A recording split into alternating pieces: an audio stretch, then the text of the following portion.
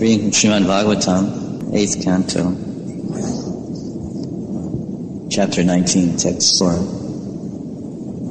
Translation by Srila Prabhupada. O King Bali, never in your dynasty has a low-minded king been born who upon being requested has refused charity to brahmanas in holy places, or a fight to Kshatriyas on a battlefield. And your dynasty is even more glorious due to the presence of Maharaj Prahlad, who is like the beautiful moon in the sky. Srila Prabhupada's purport.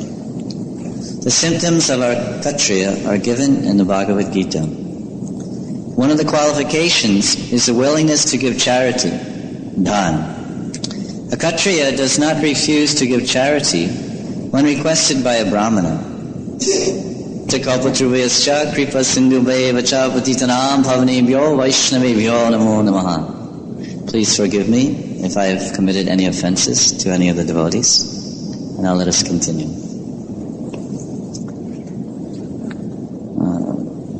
So we're reading about the qualities of the Brahmin and the Kshatriya. The Kshatriya does not refuse to give charity when requested by a Brahmana, nor can he refuse to fight another Kshatriya.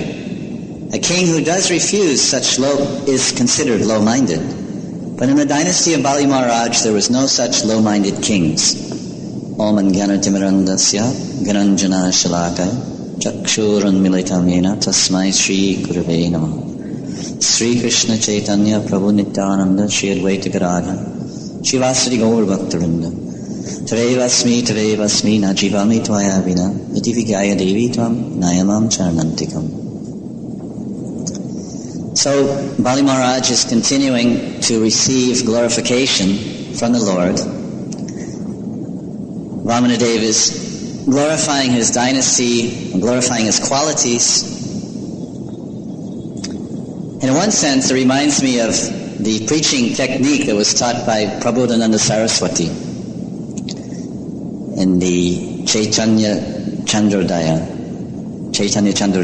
one book that he wrote. And Prabhupada quotes him. He said, this is the ideal preaching technique, that the Brahmana goes with a straw between his teeth. Danta, I forget it.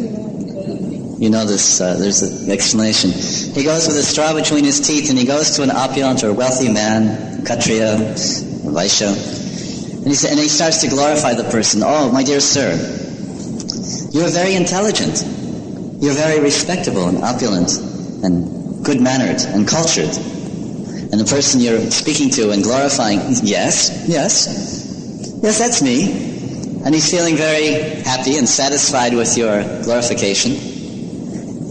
And I'm very happy and fortunate to meet you, my dear sir. He says, yes.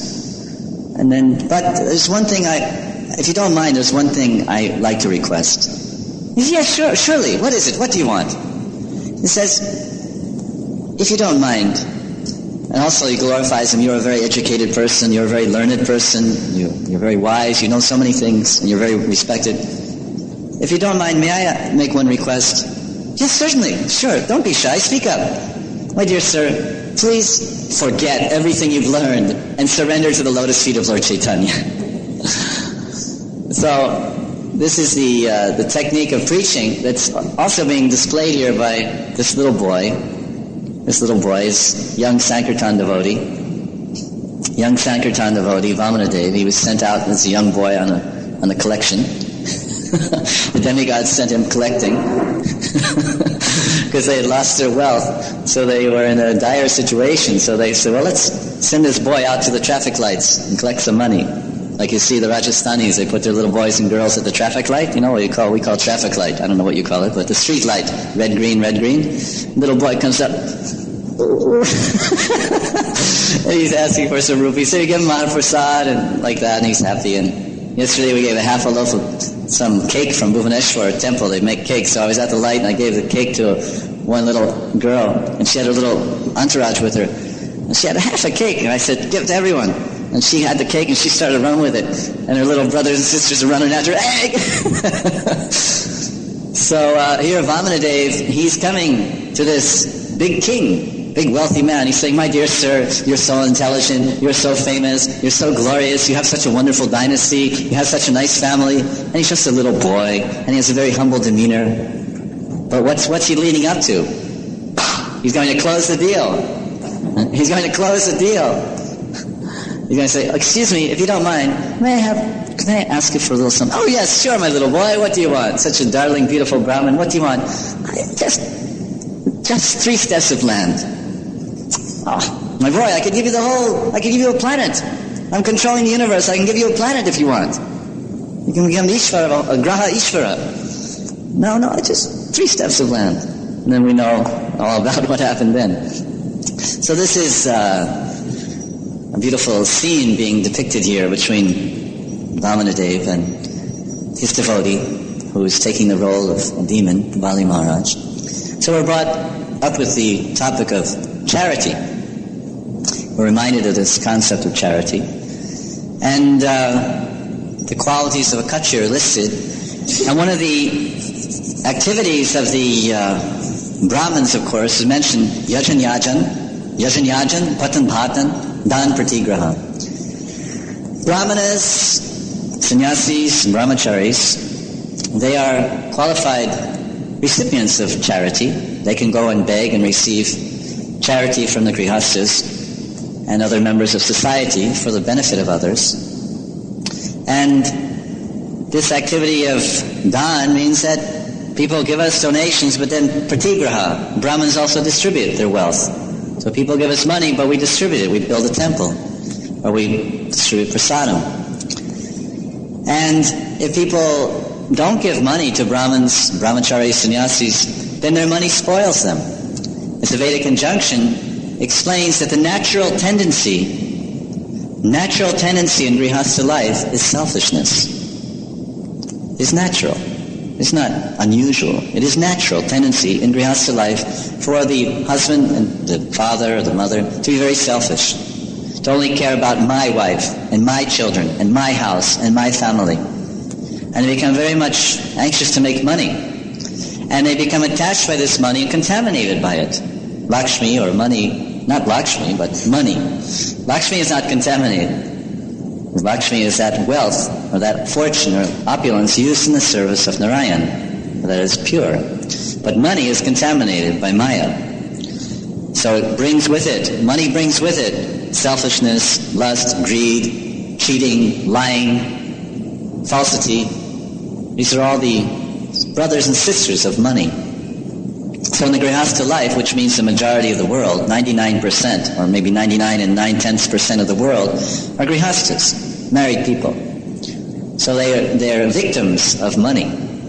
So it's a great blessing that the brahmacharis come and collect some donation, or the brahmanas come for the benefit of them. They become purified. And, of course, as we heard about the qualities of the Kshatriya, in the 11th canto of Bhagavatam, it mentions qualities of Kshatriyas and also the qualities of the Vaishyas. So it explains the qualities of the Kshatriyas as mentioned in this verse. One of the qualities is, of course, generosity, because they give charity and the welfare work that they do. But they have heroism, they're heroic, and they have leadership qualities. And there are other qualities I could read here. They have dynamic power, bodily strength, determination, tolerance, steadiness, generosity and great endeavor, and devotion to brahmanas. Devotion to brahmanas. And leadership. These are the natural qualities of the Kshatriya. This is Krishna's description of the Kshatriya given to Uddhava in Uddhava Gita. And then Krishna goes on to explain what are the qualities of the Vaishyas. Now we all know about the Vaishyas. We're born in Vaishya families, most of us. Some of us, of course, are Brahmins in the audience. And we're blessed by your association. We're fortunate to have Brahmins amongst us. So you see the qualities they have. They're Brahmin come Kshatriyas.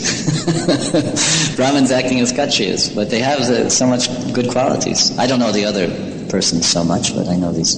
So we're blessed by their presence. And you can see what a wonderful contribution they're all doing in their own way. And it's due to their sanskaras and their lakshana. So that's our good fortune. But most of us, or most everyone in Delhi, they're Agrawals. Agrawals and this wall and that wall, and They're all Banyas and Vaishyas. So what are the natural qualities of the Banyas and Vaishyas, which you meet every day and you deal with every day? The Krishna describes very aptly. The Vaishyas, he describes them, they're Dana Nishta. They're Dana Nishta. They've come to the platform of Nishta. I don't mean Nishta going towards Prema. We're yet to come to that platform of Nishta, Bhakti Nishta. We're Anishtita. There's Anishtita Bhakti and Sthita Bhakti. We're Anishtita Bhakti. It's not steady. It's because of anarthas. But they are Dana Nishta. They're very dedicated to giving charity. This is a real Vaishya. They're dedicated. They give to the Red Cross, and they give to the Hare Krishnas, and they give to the Baha'is, and they give to this one, and Mother Teresa, and they give. Just like many of our life members, when we go to preach in America, remember, we would say, please give us more money, as usual. They say, Swamiji, you don't understand. You're not the only people I give money to. You ISKCON people think that you're the only recipients of charity. But I give to the Girl Scouts and the Boy Scouts and the YMCA and this thing and that thing and Mother Teresa and flood relief and save the whales and save the squirrels and so many, they give donations in so many places. So this is the nature. The true Vaishya is dedicated to giving charity. Then he has faith in Vedic civilization, freedom from hypocrisy, and he does seva to the Brahmanas. Now what's the last quality? He's perpetually desiring. Perpetually means eternally, always, forever. He's perpetually desiring to accumulate more and more money.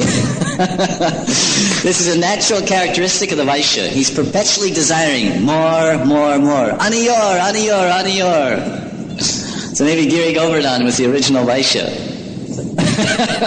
Because in Govardhan Lila, Krishna manifested his form as Giridhari, and he reached out his hands when the Brajvasis were making their offerings in Annakut Mahotsav. He says, more.